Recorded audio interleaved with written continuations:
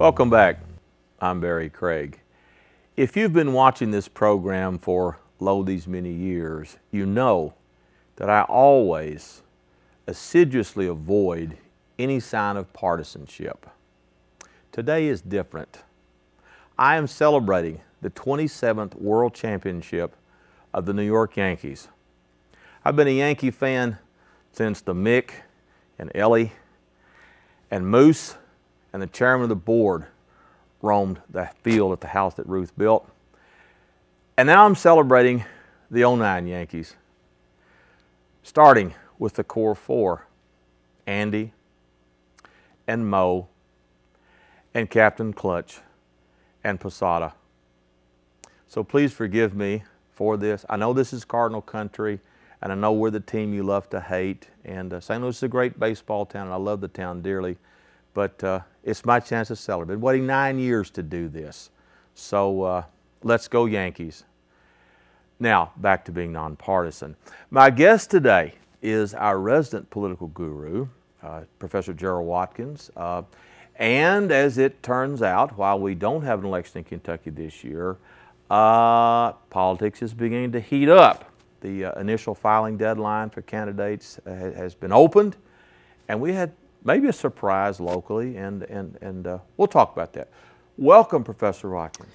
Thank you, Professor Barry Craig, and it's always a pleasure to be on your television program. And we have good conversation on the phone. That's right. We can talk to each other on the phone or in person. And congratulations on your Yankees. And well, thank you. I'm sure there are a lot of candidates in Kentucky who hope they're equally successful. Well, that's well put. Big news politically, at least to me, and I know you too, in the Kentucky State Senate race right here in River City. A Democrat tossed his hat in the ring. Your reaction to that, sir? That was a surprise because I know Rex Smith very well. He served 8 years in the State House, a very successful businessman. And I always knew that he would run for office again, but I thought it might be the U.S. Senate or the presidency or something like that. But the State Senate is a job that is a challenging position, and there's a lot that needs to be done in the state of Kentucky, and he feels that way. And yeah, I think that was a surprise for a lot of people that former State Representative Rex Smith has announced his candidacy to run against the incumbent state senator of now going on 20 years, Bob Leeper. So that is going to be the race to watch, not only in Western Kentucky, but it's going to draw a lot of statewide attention, and the stakes are very high statewide. So that's going to be a race to watch. It'll be fun. Now, the Democrats have been slowly chipping away at that Republican Senate majority. This is obviously a big step for them if they can take this seat. That's right, Barry. It's 2017 with one independent, and if Rex wins this and the Democrats pick up former Senator Dan Kelly's seat, who's been appointed circuit judge, it'll be a 19-19 tie, and then as we've discussed, the lieutenant governor can break ties in the state senate as the president, and so the Democrats would then have control once again after the Republicans haven't had control for well over 10 years now. You have said on this program before, and I know you say it to your class, that the big winner on Election Day is the incumbent party. Bob Leeper has been in a long time. He's a proven winner. He's won as a Democrat, he's won as a Republican, he's won as an independent. What would Rex Smith have to do to knock this guy off? Well, you're right, Barry. It is tough to beat an incumbent, and Bob Leeper's highly respected, well thought of, and runs on his own right. He's ran on 3 parties now and won, and he's beaten everyone that any of the party has put up against him. So it won't be an easy race for Rex, but I think probably Rex Smith is about the most attractive Democrat in the state, or one of them, to be running for public office.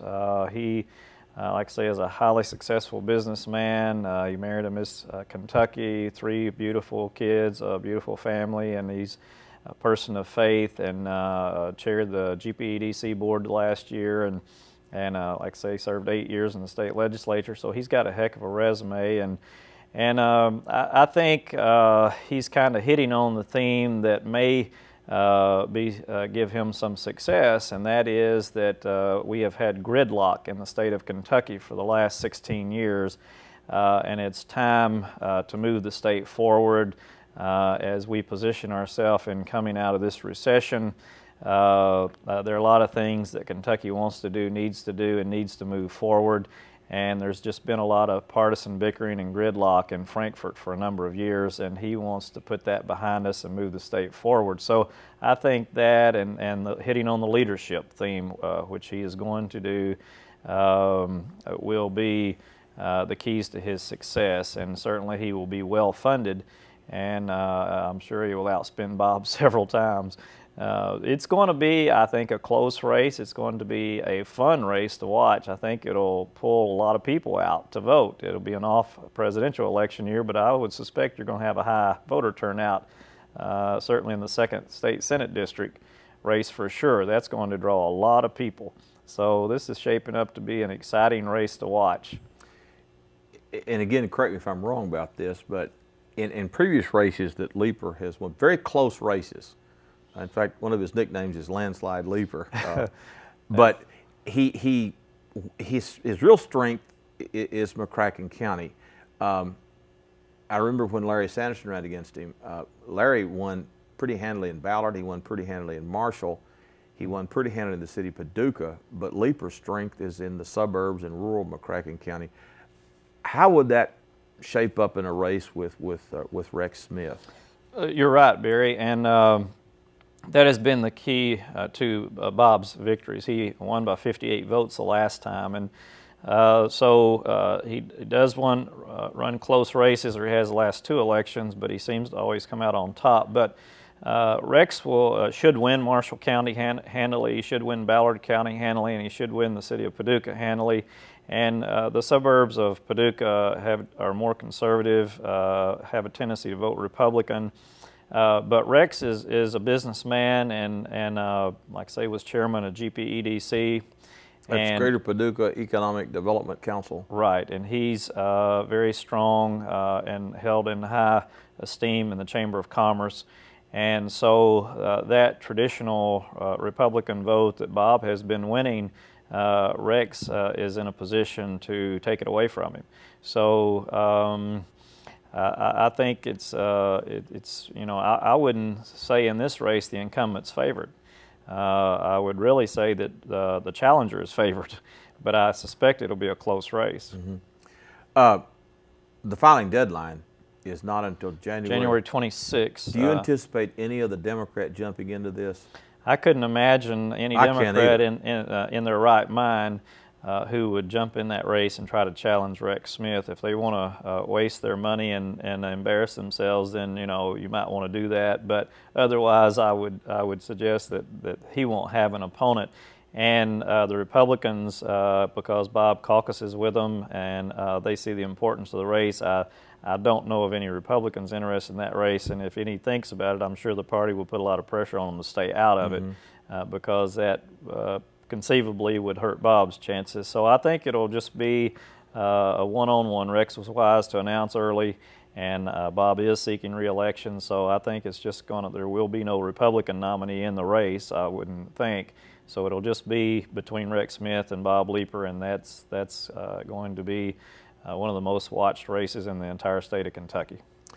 Back when Smith was in the House before, he was viewed by many people as this rising star in the Democratic Party, but yet he got out of politics. He's been out of politics for quite a while. You know him.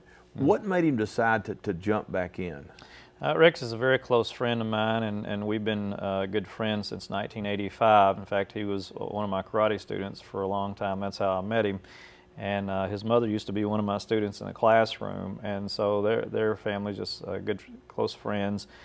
He served from '86 to '94, and yes, he was considered a rising star, and probably back when he first entered politics, he had talked about maybe running for governor of Kentucky one day, and has been interested in statewide office, entertained an idea. Well, I'll put it this way, he was recruited to run for the U.S. Senate. recently, and in the current primary in '08, right, in the primary of last year. of last year. Last year for the U.S. Senate. When Lunsford, in the Lunsford race. Right, and so he's not out there looking himself, but everyone tries to recruit him because they know he's obviously would be a strong candidate. But Rex bowed out in '94 because he had 3 young children at home, and he wanted to spend more time with his kids and participate in their growing up to a greater degree. And also he has a very large business, and he lost his father sometime along that time frame, and so he is now the president of Jim Smith Contracting and had to take on greater responsibilities. And so those are the reasons he decided not to seek re-election at that time. But he just turned 50 years old, so he's still a young man and has a lot of energy, and so he still has a bright future ahead of him, I think. And so this race is, I guess, the right time. He feels like it's the right time for him to get out and offer himself for service to Kentucky. Is it a good idea, if you're obviously a strong candidate like Smith is, to get out early and then to try to scare everyone else out of running against you? It works. Yes, that was wise because you couldn't file before November the 4th, so the night of November the 3rd, this became news that he was going to get in the race. So anyone who was thinking about it, and I know the Democrats have been interested in trying to recapture that seat that Bob has for a long time, so any of them that were thinking a rumor about I heard, of course we love to rumor monger here, but yeah. A rumor I heard, and you probably did too, is that at one point Mike Miller, the judge executive of Marshall County, had said if no other Democrat will jump into this, he would, to take Leeper out. Yeah, and Mike would be an awfully strong candidate, but of course he's from Marshall County, and McCracken has twice the vote. So it probably really needs to be a candidate from McCracken County to achieve the desired results. So while Mike would be awfully strong, it would probably make more sense for someone like Rex. Well, again, the way the rumor ran was that's if no one else would. Yeah, and Glenn Denton toyed with the idea too. The governor had talked to him about running, and he hadn't completely shut the door on it, but he's very involved in the community in a lot of things, on the Council on Post-Secondary Education. He has a lot of irons in the fire, so he felt like Rex would be a strong candidate, so he's backing Rex. So of all those that we had heard that was even thinking about it, I don't think any of them are, at this point, they're going to back Rex. And because I think the party feels like it's the best bet to recapture that seat, and there's so much at stake, and the governor wants control of the state Senate or for the Democratic Party, and to make it easier to pass some of his legislative priorities, that they're going to make sure no one else gets in it. But even if they do, I mean, I just couldn't imagine someone wanting to do that to themselves, because I really like Rex, and I really like Bob. They're both great friends, but Rex is a formidable candidate, and I couldn't imagine anyone wanting to tackle him in a primary. Mm-hmm. I believe I'm right, and again, correct me if I'm wrong, that Leeper reacted to this by saying that obviously that Smith is going to be for expanded gambling, and he's the governor's man. That's why he's in there. Is that going to be Leeper's attack line, do you think? Apparently so. Bob's in the fight for his life politically, and he is a gentleman, but obviously already on the offensive, and to try to paint that picture. And obviously the governor does want control of the state Senate, and the governor is trying to pass casino gambling. He wants that to become a reality. But Rex's response to that charge was that he is not for overall expanded gambling in Kentucky, but something needs to be done to help the horse racing industry, particularly the horse breeders. And he would be interested in talking to Democratic Party leaders in the General Assembly about allowing casino gambling in locations, and there are very few of them in the state that already have horse racing. Mm-hmm. So that will be a big issue in the race. There's no doubt about it. Mm-hmm. Moving on to other races, history was made almost 2 years ago when Mr. Houseman won the House seat from Paducah. Republican never had before. You've also said, and I've heard, that an incumbent is most vulnerable the first time he or she has to defend his or her seat. You would think Houseman would be, well, as ripe for the picking as he's going to be this time. Have you heard any Democrat yet express interest in tackling him? That's an interesting race there. Kentucky became a state in 1792, and he's the first Republican ever to win that seat. And demographically, it certainly favors a Democrat. And but Brent was an attractive candidate, and he ran strong, and he worked hard, and it was an open seat, and he was able to win that. I don't know what his ambitions are or how long he wants to stay. But I'm assuming that he will seek re-election. I don't know of any Democrat right now who is ready to announce that they're running for that seat. Any names turned out of the rumor mill? There are probably a few people thinking about it, but I haven't heard of any rumors.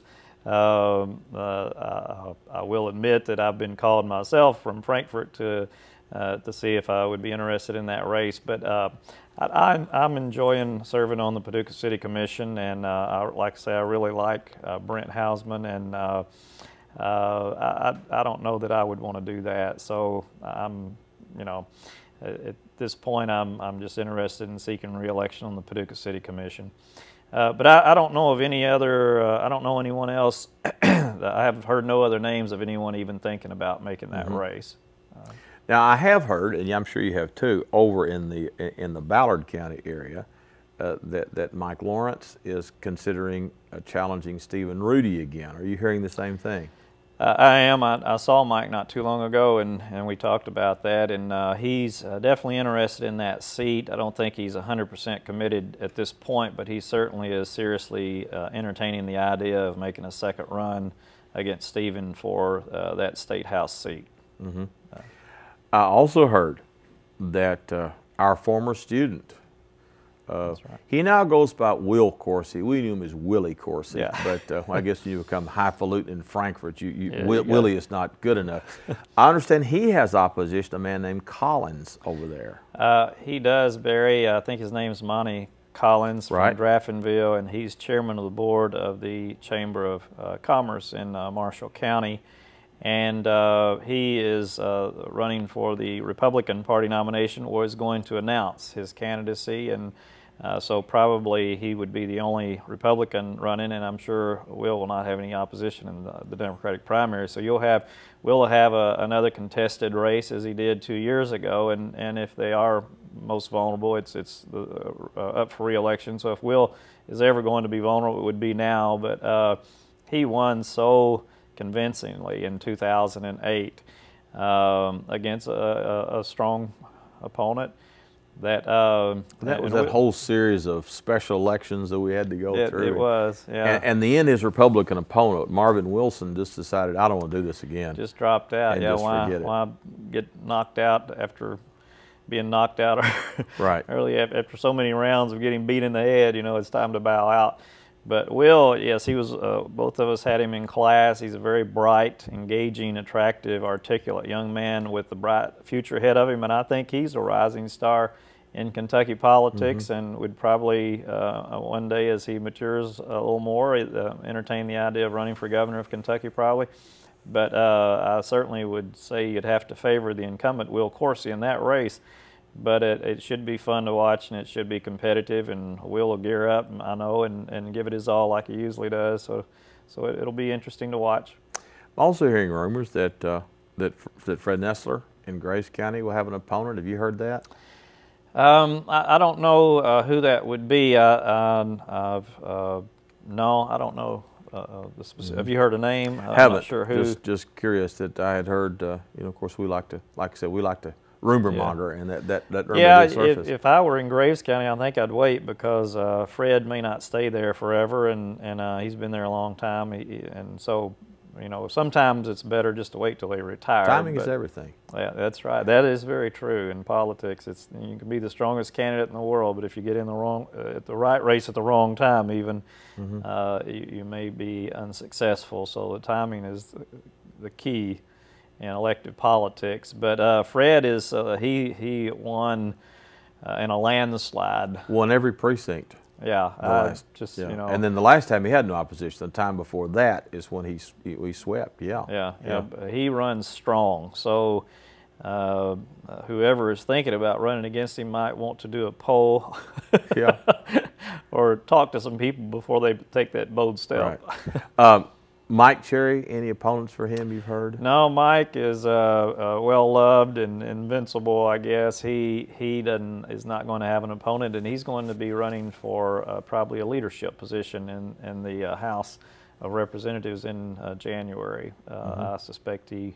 I always thought that at some point he probably would. I mean, a retired Navy captain, 2 master's degrees, radio. Professional voice. He's a very articulate, and he's a leader, proven himself to be a leader in the House, as I knew he would. Sort of a throwback to the old stump-speaking, joke-telling politician. Yeah, don't see many of those. He can tell a joke better than anyone I have ever heard. He's excellent at it. Yeah. He always has a new one. He does. Well, moving on then to a state race, the United States Senate. You and I both saw this interesting Survey USA poll, which has Rand Paul leading Secretary of State Trey Grayson, and Grayson is considered to be the rising star in the GOP in Kentucky. But Rand Paul, this ophthalmologist from Bowling Green, according to this poll, is ahead. What's going on here? Yeah, who would have thought that, Barry? I mean, I had to listen to that news report twice before I believed it, because I would never have suspected. Trey Grayson's been on campus here many times to speak to our students, and he is, to me, the rising star in the Republican Party. He's brilliant, was at Harvard Law School, and he's well-liked. He's not real partisan, and a very attractive candidate, and I always thought, well, he'll be governor, or he'll be a U.S. senator, or he'll be something one of these days, because he's just an awfully strong candidate.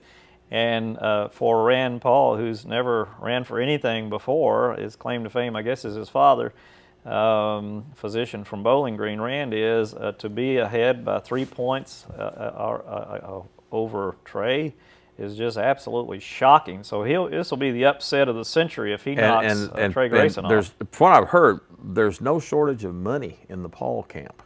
He can, just like his father, who ran third in Kentucky in the Republican primary for president.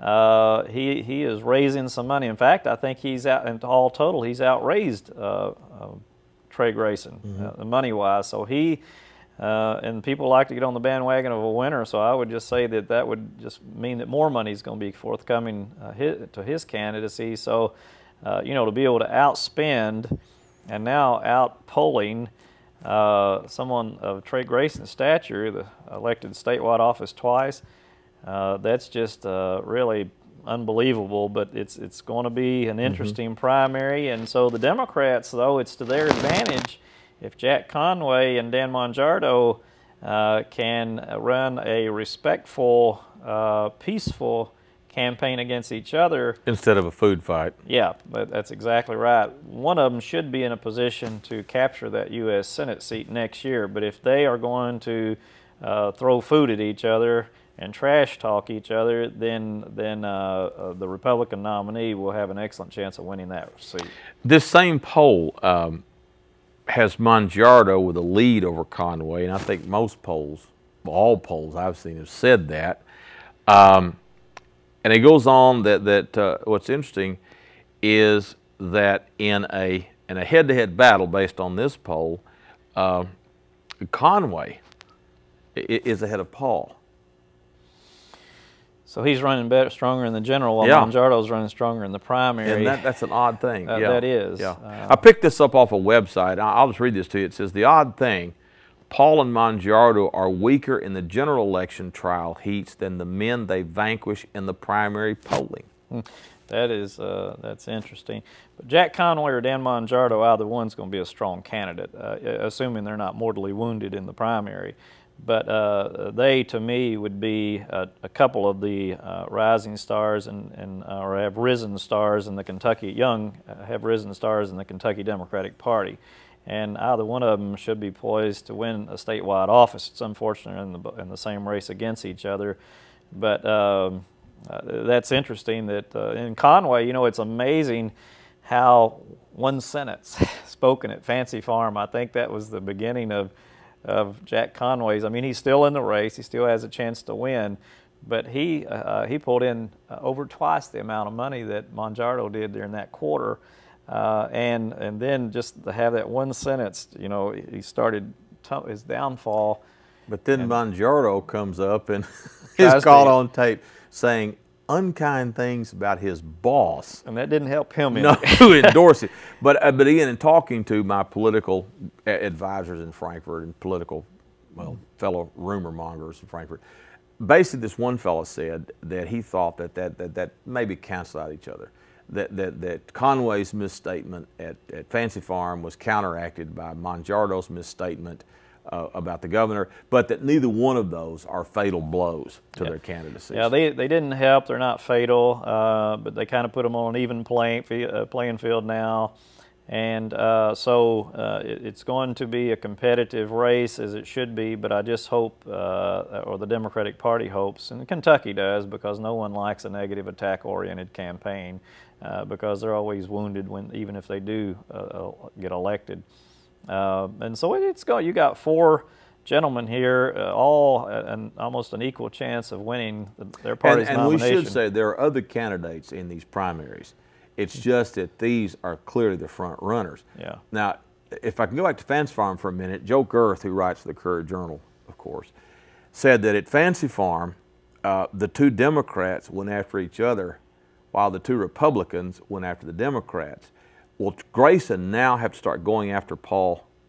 He will. He'll have to. He's fighting for his political life, and I think he felt like he was going to be such a landslide winner that he wasn't showing up at some functions, and he was just ignoring Rand Paul. He can't do that. He's going to have to, without being vicious, he is going to have to find some angles to attack and try to regain some ground. If he doesn't, he's going to get beat. So we're going to see just blood all over the battlefield on the Democratic and Republican side all the way up to May. It will be. So it's going to be a bloody, hard-fought winner here. It will be. It's going to be some interesting, fun political races in Kentucky next year. Well, we're out of time. Thank you for joining us. Thank you. And I failed to mention my thanks to Godzilla, who scored 6 runs, accounted for 6 runs for us in Game 6. Go Yankees, and thank you for being here, Gerald. Thank you. I'm Barry Craig. We'll see you next time.